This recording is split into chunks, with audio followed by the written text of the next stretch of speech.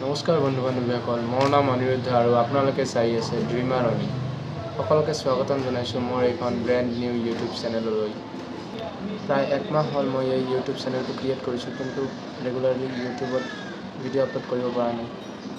Actually মই যিটো ভাবি ইউটিউব চেনেলটো ক্ৰিয়েট কৰিছিলোঁ, সেইটো নিচিনাকৈ ভবা হিচাপে কামখিনি কৰিব পৰা নাই এইকেইদিন কিছু ব্যস্ততাৰ বাবে।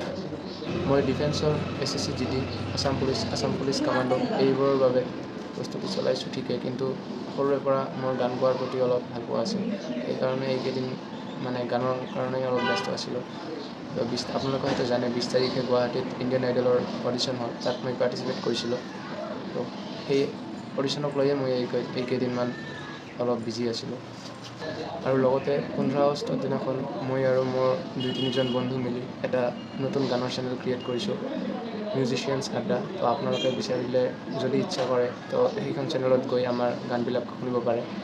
আৰু তাৰ আগতে মোৰ 2খন চেনেল অলৰেডি বনোৱা আছে, ইউনিক অনিৰুদ্ধ, যিটোত মই 1.5 বছৰমান কেইটামান ভিডিঅ' দিছিলোঁ, কিন্তু ৰেগুলাৰিটি মেইনটেইন কৰিব পৰা নাই, যাৰ বাবে মই নতুনকৈ আৰু এখন চেনেল ক্ৰিয়েট কৰিছোঁ, ইউনিক অনিৰুদ্ধ 2.0।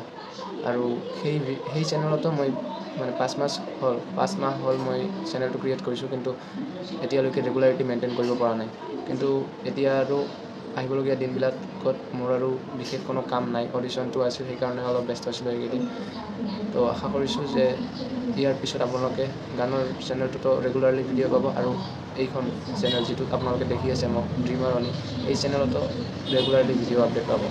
আগষ্ট মাহটো গ'লেই, মাত্ৰ এসপ্তাহমান আছে আৰু এইকেইদিন মই নিজৰ ওপৰত কাম কৰিব বিচাৰোঁ, নিজৰ ডেইলি ৰুটিনটো ছেট কৰিব বিচাৰোঁ যে কেতিয়া কি কৰিম নকৰিম সেইবিলাকৰ ওপৰত কাম কৰিম। আৰু তাৰপিছত ছেপ্টেম্বৰ মাহৰ 1 তাৰিখৰ পৰা আপোনালোকক মই মোৰ ডেইলি লাইফৰ ভিডিঅ' দিম। যিদিনাখন ৰানিং কৰিম সেইদিন ৰানিঙৰ ভিডিঅ' দিম, আৰু যিদিনাখন ৰানিং নকৰিম, ৱৰ্কআউট কৰিম ঘৰত, সেইটোৰ ভিডিঅ' দিম। আৰু ছানডে কৰি কিবা নহয় কিবা এটা স্পেচিয়েল ভিডিঅ' নিশ্চয় থাকিব। সেইটো মটিভেশ্যনেল কোটৰ ওপৰত হ'ব পাৰে বা মটিভেশ্যনেল ছঙো হ'ব পাৰে। তো আশা কৰিছোঁ আপোনালোকে মোক ছাপোৰ্ট কৰিব বুলি। তো আজিৰ কাৰণে ইমানতে এৰিছোঁ, দেখা হ'ব নেক্সট এটা ভিডিঅ'লৈ। তো তেতিয়ালৈকে জয় আই অসম।